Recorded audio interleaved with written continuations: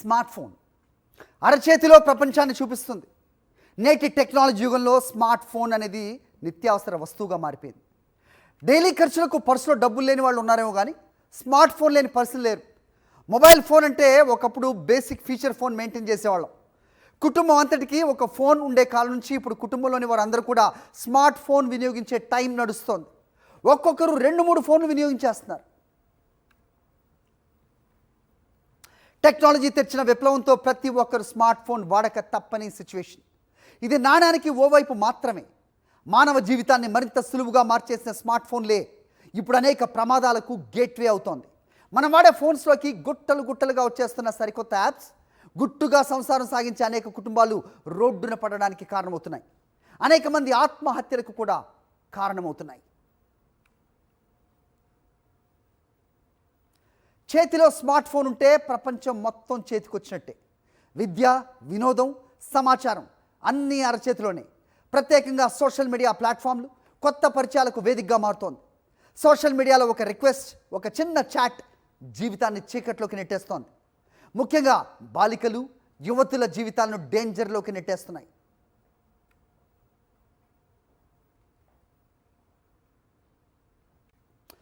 బాలికలు, యువతులను టార్గెట్గా చేసుకుని దారుణాలకు తెగబడే కీచకులు స్మార్ట్ ఫోన్ పుణ్యమాని నట్టింట్లోకి వచ్చేస్తున్నారు. ఇన్స్టా వంటి యాప్స్లో కేటుగాళ్లు ఒక్కో తరహాలో కాచుకుని కూర్చుంటున్నారు. ఫేక్ ఐడీలతో ఇన్స్టాలోకి వచ్చేస్తున్న కీచకులు బాలికలు, మహిళల్ని టార్గెట్ చేస్తున్నారు. తీయని మాటలతో దగ్గరవుతున్నారు. మెసేజ్లతో మెస్మరైజ్ చేస్తున్నారు. తీయటి మాటలతో నమ్మకం పెంచుకుంటున్న నయవంచకులు స్మార్ట్ ఫోన్ రూపంలో నేరుగా అమ్మాయిల జీవితాల్లోకి చొచ్చుకొస్తున్నారు. రాత్రి పగలు తేడా లేకుండా చాటింగ్లు చేస్తూ దగ్గరవుతున్నారు. ఆ తర్వాత శారీరకంగా లొంగ తీసుకుని బ్లాక్మెయిల్కు దిగుతున్న ఘటనలు ఇటీవల ఎక్కువగా నమోదవుతున్నాయి. సంపన్న వర్గాలకు చెందిన బాలికలు, యువతులను లక్ష్యంగా చేసుకుని ప్రేమ పేరుతో మోసాలకు పాల్పడుతున్న నిందితుడిని జూబ్లీహిల్స్ పోలీసులు అరెస్ట్ చేశారు. గుంటూరు జిల్లా వాసిన చంద్రశేఖర్ అలియాస్ అర్జున్ కూకట్పల్లిలో నివసిస్తూ సోషల్ మీడియాలో పరిచయాలు పెంచుకుని యువతులను ప్రేమ ట్రాప్లోకి దించుతున్నాడు. తాజాగా ఇన్స్టాగ్రామ్ ద్వారా జూబ్లీహిల్స్కు చెందిన ఓ అమ్మాయితో పరిచయం పెంచుకొని ప్రేమిస్తున్నానంటూ నమ్మబలికాడు. ఇద్దరు తరచు కలుసుకునేవాళ్ళు. ఈ విషయం తెలిసిన బాలిక తల్లి గత ఏడాది ఏప్రిల్లో కంప్లైంట్ చేయగా పోలీసులు పోక్సో చట్టం కింద అతన్ని అరెస్ట్ కూడా చేశారు. రిమాండ్కు తరలించారు. బెయిల్పై బయటకు వచ్చిన తర్వాత కూడా అతని బిహేవియర్ మార్చుకోలేదు. పదే ఆ బాలికను మళ్ళీ సంప్రదించి స్టార్టప్ కంపెనీ స్టార్ట్ చేస్తానని చెప్పి 13 లక్షలు వసూలు చేశాడు. అదే సమయంలో ఆ అమ్మాయి ఫోన్ వినియోగాన్ని తల్లిదండ్రులు నియంత్రించడంతో ఆమె కార్ డ్రైవర్, అతని భార్య ఫోన్ల ద్వారా చంద్రశేఖర్తో మాట్లాడేది. ఆ సిచ్యువేషన్ను అవకాశంగా తీసుకున్న ఆ డ్రైవర్ భార్య విషయాన్ని బయట పెట్టేస్తా అంటూ ఆ అమ్మాయిని బెదిరించి 9 లక్షలు దోచుకుంది. ఈ ఘటనపై పోలీసులు ఆమెపై కూడా కేసు నమోదు చేశారు.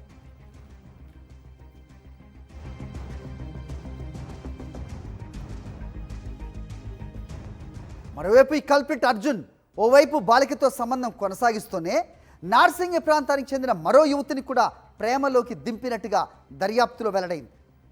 చాలామంది యువతులను ఒకేసారి మోసం చేస్తూ వారి నుంచి లక్షల్లో డబ్బులు వసూలు చేసి లగ్జూరియస్ లైఫ్ గడుపుతున్నట్టుగా పోలీసులు తెలిపారు. మరో యువతి కూడా అతనిపై ఫిర్యాదు చేసి బంగారు గొలుసు తీసుకున్నాడని ఆరోపించింది. ఈ కేసులో కూడా నిందితుడిపై కేసు నమోదు చేసి 0 FIRను నార్సింగి పోలీస్ స్టేషన్కు బదిలీ చేశారు. ఇప్పటి వరకు సుమారు 10 మందిని మోసం చేసినట్లు పోలీసులు చెప్తున్నారు.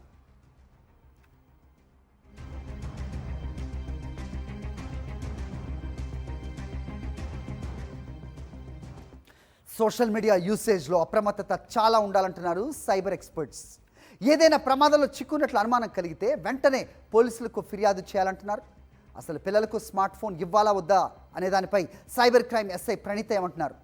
ఆమె మాటల్లో మా ప్రతినిధి సుష్మిత అందిస్తారు. సోషల్ మీడియాలో కీచకులు పెరిగిపోతూ ఉన్నారు. ప్రేమ, పెళ్లి అంటూ ట్రాప్ చేస్తూ ఉన్నారు. అయితే ఇటువంటి సమయాల్లో బాలికలు, యువతులు పూర్తిగా ఎటువంటి చర్యలు తీసుకోవాలి? అంతేకాకుండా తల్లిదండ్రులు కానీ, ఉపాధ్యాయులు, పోలీసులు అంటే ఇటువంటి కేసులు జరిగినప్పుడు వారు ఏ విధంగా చెప్తారు ఏంటి ఒకసారి అడిగి తెలుసుకునే ప్రయత్నం చేద్దాం. ప్రస్తుతం మనం CCSలో ఉన్నాము.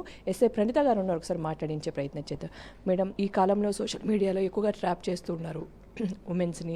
సో ఇటువంటి జరిగినప్పుడు అసలు ఎటువంటి చర్యలు తీసుకుంటారు మీ సైడ్ నుంచి? ఈ మధ్యకాలంలో అయితే సోషల్ మీడియాలో చాలా కంప్లైంట్స్ వస్తున్నాయి, ఎస్పెషల్లీ చిన్న చిన్న పిల్లలు. టెక్నాలజీ పరంగా టెక్నాలజీ ఎంత వైజ్గా యూజ్ చేస్తే అంత బెటర్. ఇప్పుడున్న స్టాండర్డ్స్ ప్రకారం టెక్నాలజీ నుంచి మనం పారిపోలేము, కానీ టెక్నాలజీని వైజ్గా యూజ్ చేసుకోవాలి. సోషల్ మీడియా ప్లాట్ఫామ్స్కి వచ్చే వరకు చిన్నపిల్లలకి ఒక పేరెంట్స్ ఒక టైం స్పాన్ పెట్టి ఈ టైం నుంచి ఈ టైం వరకే యూజ్ చేసుకోవాలి. స్కూల్ వర్క్ అయినా కూడా కొంచెం ఎంటర్టైన్మెంట్ కోసం అయితే వాళ్ళని మానిటర్ చేస్తుండాలి. వాళ్ళు ఏ ఏ ప్లాట్ఫామ్స్ యూజ్ చేస్తున్నారు, ఎట్లాంటి సైట్లు విజిట్ చేస్తున్నారు.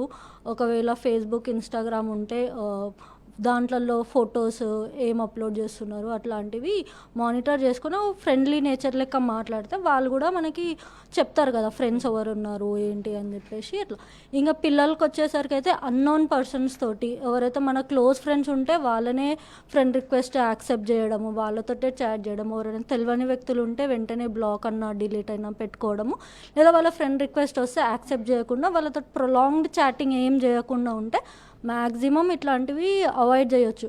మ్యాక్సిమం పిల్లలు ఏంటి అంటే పేరెంట్స్కి తెలియకుండా సోషల్ మీడియా ప్లాట్ఫామ్స్ క్రియేట్ చేసుకుంటారు అన్నోన్ నేమ్స్ తోటన్నా. అట్లాంటివి అవాయిడ్ చేయడం మెయిన్ ఇంపార్టెంట్.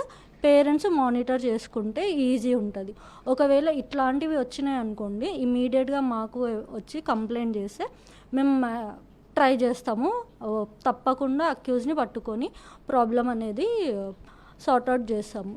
అంటే మైనర్లు ముఖ్యంగా ఈ మధ్యకాలంలో ప్రతి ఒక్కరు కూడా వాళ్ళ చేతుల్లో స్మార్ట్ ఫోన్స్ ఉంటూ ఉన్నాయి.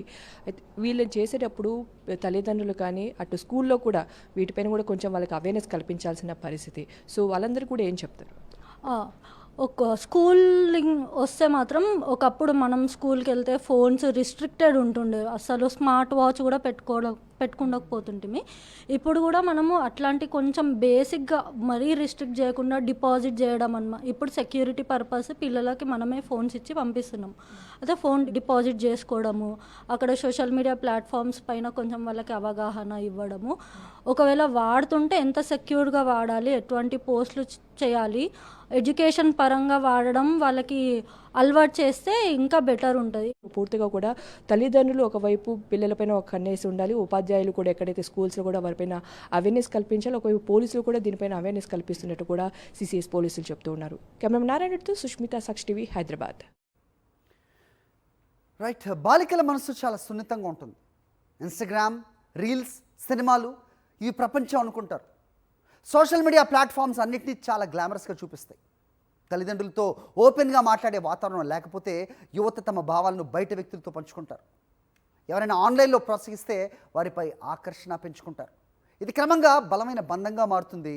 అవతలి వ్యక్తి ఎలాంటి వాళ్ళు అని తెలియకుండానే మెసేజ్ల్లో వారు చూపించే అభిమానం, గుర్తింపు, ప్రేమ ఇవే చాలా విలువలుగా అనిపిస్తాయి. ఎవరైనా నీతో మాట్లాడటం నాకు ఇష్టం అని చెప్పినా సరే అది ప్రత్యేకంగా అనిపిస్తుంది. ఇక్కడే అవతలి వ్యక్తి ఎవరనేది తెలియకుండానే కనెక్ట్ అయిపోతుంటారు.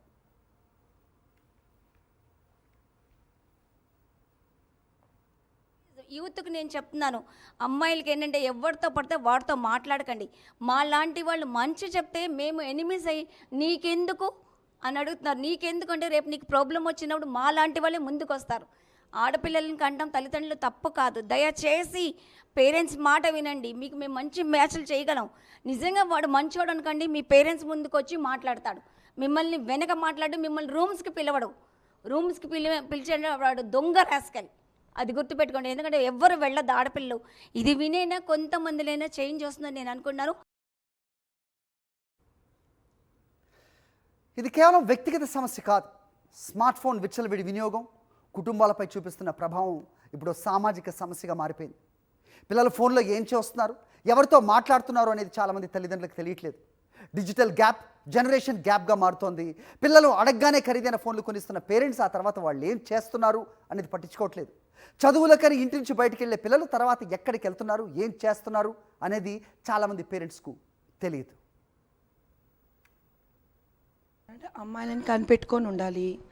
వాళ్ళు ఎవరిని కలుస్తుండ్రు, ఫోన్ ఎవరితో మాట్లాడుతున్నారు, ఇవన్నీ కొంచెం పేరెంట్స్ చెక్ చేసుకుంటూ ఉండాలి. ఏమన్నా వాళ్ళకి డౌట్ఫుల్గా అనిపిస్తే పోలీస్కి ఇన్ఫామ్ చేయాలి. ఇన్ఫామ్ చేయడానికి భయపడొద్దు. మాది పరువు పోతుంది అట్లా అందరు అనుకుంటే మరి ఎట్లా సొసైటీ బాగా ఎట్లా పడుతుంది? ప్రతి ఒక్కరు ముందుకు రావాలి, వస్తేనే మన సొసైటీ బాగుపడుతుంది. ఇన్స్టాగ్రామ్లో మెసేజెస్ వచ్చాయి, హాయ్ హాయ్ అని వచ్చాయి. నేను కూడా ఎవరో సపోజ్ ఇట్లా ఏమైనా ఉందేమో అని అమ్మాయి లాగానే వాళ్ళు ఉన్నారు. అసలు అమ్మాయి అనుకున్నాను నేను యాక్చువల్గా. అయితే ఓకే ఓపెన్ చేశాను. హాయ్ అక్క ఎలా ఉన్నారో బాగున్నారా అంటే ఓకే ఫైన్ బాగున్నాను అనేసరికి వాళ్ళు ఏమన్నారంటే మీ వాయిస్ బాగుంది, మీ ఫేస్ బాగుంది అంటే నాకు ఎంతమంది కాంప్లిమెంట్ ఇస్తున్నారని నేను ఓకే ఓకే అనేసాను. తర్వాత నా నంబర్ అడిగి వాళ్ళ నంబర్ అడిగారు. నేను వాట్సాప్లో ఇట్లా మెసేజ్ చేశాను. తర్వాత ఇక్కడికి వస్తారా కలుద్దాం అలా ఇలా స్టార్ట్ చేస్తే నాకు అర్థమైంది ఇది ఫ్రాడ్. అంటే సరే వస్తానండి అని చెప్పేసి ఇక నేను లైట్ తీసుకున్నాను, బ్లాక్ చేసేసాను. వాళ్ళు మెసేజ్ చేస్తే దానికి మనం రిప్లై ఇవ్వద్దు. అసలు మనకేం ఇన్స్టాగ్రామ్లో ఏం పని ఉందో అది మనం చేసుకోవాలి తప్ప వేరే దానికి మనం రెస్పాండ్ అవ్వ చాలా తప్పు. అసలు ఇన్స్టాగ్రామ్ బ్యాన్ చేస్తేనే బెటర్ అని నాకు అనిపిస్తుంది. ఎందుకంటే అరే ఇన్స్టాగ్రామ్లో మెసేజ్ అమ్మాయిలు నిజంగా చాలా ఫ్రాడ్. అయితే ఈ సమస్యకు పరిష్కారం అవగాహన. స్మార్ట్ ఫోన్ను దూరం పెట్టడం కాదు, స్మార్ట్గా ఉపయోగించడం నేర్చుకోవాలి. ఆన్లైన్లో కనిపించేవన్నీ నిజం కాదు. మంచి ఫోటోలు, మంచి మాటలు, వ్యక్తిత్వం అన్నీ నకిలీవని గుర్తుంచుకోవాలి. సోషల్ మీడియాలో పోస్ట్లో, ఫోటోలో చూసి ఎదుటి వాళ్ళని అంచనా వేయటం కష్టం. అందుకే అపరిచితులను నమ్మకూడదు, వ్యక్తిగత సమాచారాన్ని ఎవరితో పంచుకోకూడదు. మీరు కంప్లైంట్ చేయడం వల్ల మీకు సంబంధించిన ఏ ఫోటోలు కానీ వీడియోలు కానీ ఫేస్బుక్, ఇన్స్టాగ్రామ్ ఇలాంటి సోషల్ మీడియా ప్లాట్ఫామ్స్ అయినా మీరు కంప్లైంట్ చేసిన, మీరు దాంట్లో నమోదు చేసిన 24 గంటల నుంచి 48 గంటల లోపు మీ చిత్రాలు అనేటివి తొలగించబడతాయి. ఈ విషయాన్ని అందరూ గుర్తించుకోండి.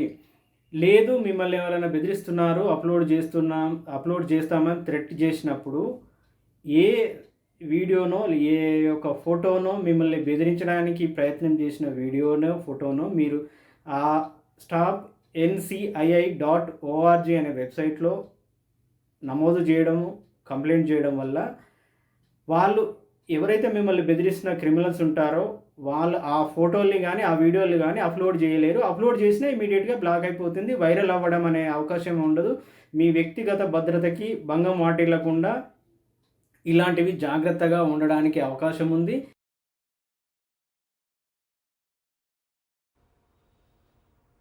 అయితే చాలామందికి ఈ ఆన్లైన్ రిస్కుల గురించి పూర్తిగా అవగాహన ఉండదు.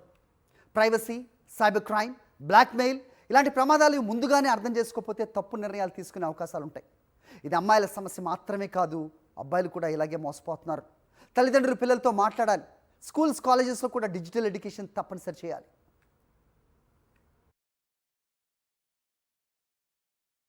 దీనిలో టెక్నాలజీ, టీనేజ్కి సంబంధించినటువంటి టెక్నాలజీని మనం మార్పు చేయాల్సినటువంటి అవసరం ఉంది. ఖచ్చితంగా ఏ కంటెంట్ చూడాలో అంతవరకే లిమిటేషన్స్ పెట్టడానికి ప్రభుత్వాలు చేయాల్సినటువంటి పనిది. ప్రభుత్వాలు శ్రద్ధ పెట్టాల్సినటువంటి అవసరం ఉంది. టెక్నాలజికల్గా మొబైల్ ఫోన్స్ని కంట్రోల్ చేయడం ఒక భాగం అయితే, రెండో వైపు సామాజికంగా నైతిక విలువల పతనాన్ని కూడా ఆపేదానికి కృషి చేయాలా. ఇన్స్టాగ్రామ్ అని చెప్పి లేదంటే ఫేస్బుక్ అని చెప్పేసి పిల్లలు కూడా అకౌంట్లని ఓపెన్ చేసుకోవడం అనేది జరుగుతుంది. అయితే ఈ అకౌంట్లు ఓపెన్ చేసుకున్న తర్వాత వాళ్ళు ఏం చూస్తున్నారు, ఏం పెడుతున్నారు, ఎలాంటి వాళ్ళతో స్నేహం చేస్తున్నారు అనేటువంటి అంశాలని ఈరోజు తల్లిదండ్రులు చూడాల్సినటువంటి అవసరం అనేది ఉంది. ఎంతసేపు అయినా ఫోన్లు చూడడం వల్ల ఫోన్లో వస్తున్నటువంటి ఫోన్ వీడియోస్ కూడా చూడడం వల్ల ఇట్లాంటివి దానికి అడక్ట్ అయిపోయి చాలా నష్టం జరగడానికి ఆస్కారం ఉంది. కాబట్టి చదువు దెబ్బతింటుంది. రెండోది వాళ్ళ పిల్లల మానసిక ఎదుగుదల ఉండదు, కంటి చూపు దెబ్బతింటుంది. ఇట్లాంటి అనేక రకాలైనటువంటి సమస్యలు వస్తాయి. కాబట్టి ఇన్స్టాగ్రామ్ అనేది పిల్లలకు నిషేధించాల్సినటువంటి అవసరం ఉంది. సోషల్ మీడియా ప్రభావం ఆన్లైన్లో ఉండటం వల్ల రెస్పాన్సిబిలిటీ అనేది తగ్గుతుంది. ఎదుటి వారి భావాలను అర్థం చేసుకోవడం తగ్గిపోతుంది. దీన్ని డిజిటల్ డిస్ఇన్హిబిషన్ అంటారు. మైనర్లకు సంబంధించిన న్యూడ్ ఇమేజెస్ అడగడం లేదా షేర్ చేయడం తీవ్రమైన నేరం. ఇది సెక్షువల్ హెరాస్మెంట్, సైబర్ క్రైమ్ కింద వస్తుంది. తల్లిదండ్రులు, టీచర్స్, సమాజం కలిసి పిల్లలకు కరెక్ట్ అవగాహన అనేది ఇవ్వాలి. అవసరమైతే సైకాట్రిస్ట్ హెల్ప్ లేకపోతే సైకాలజిస్ట్ హెల్ప్ తీసుకోవడము, కౌన్సిలింగ్ ఇప్పించడం అనేది ఉండాలి.